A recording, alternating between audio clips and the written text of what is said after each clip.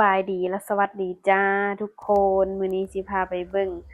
หาดดอนจันทน์ทางไปหาดดอนจันทน์เนาะนครหลวงเวียงจันทน์ลืมเล็กเฮาก็มาทางข้าง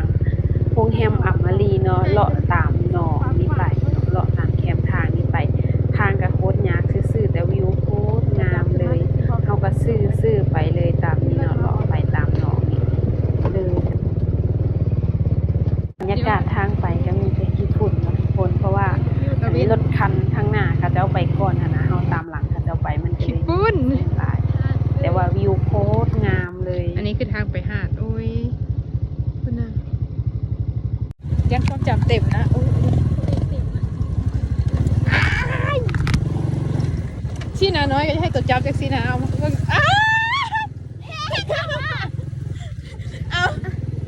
แต่นี่แหละเธอเราไม่เห็นเอาไม่จบ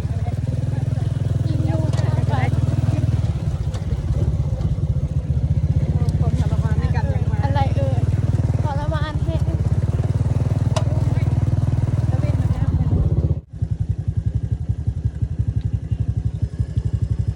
ทางสิไปลงหาด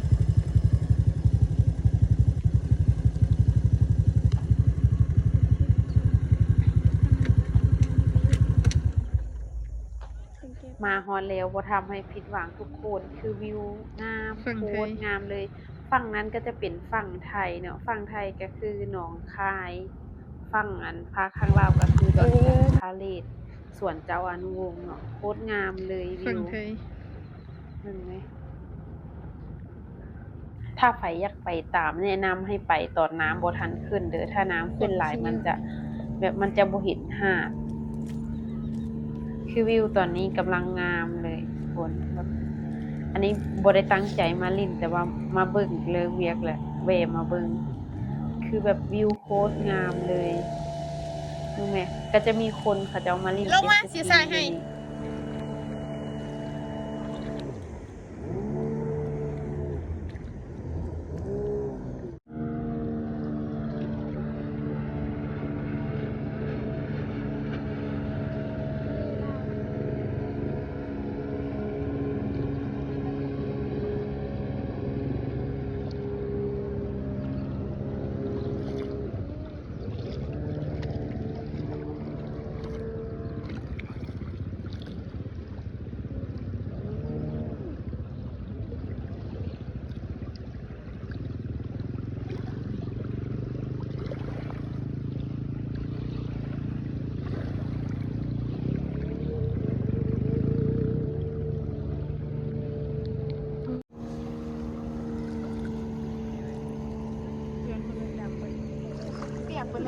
สวยมาก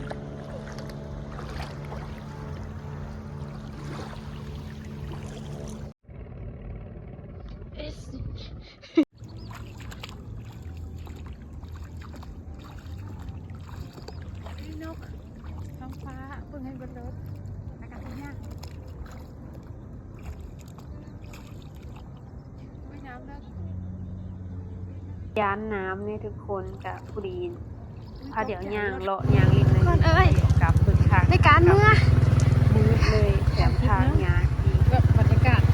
ทางครับ บรรยากาศทางไปกับบรรยากาศทางมา คันได้ไป เบิ่งเอาเด้อไผสิมาเด้อ หวังแน่นอน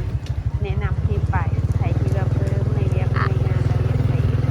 ไปซื้ออากาศ ชีวิตแท้นะ เป็นธรรมชาติ หญ้าอะไร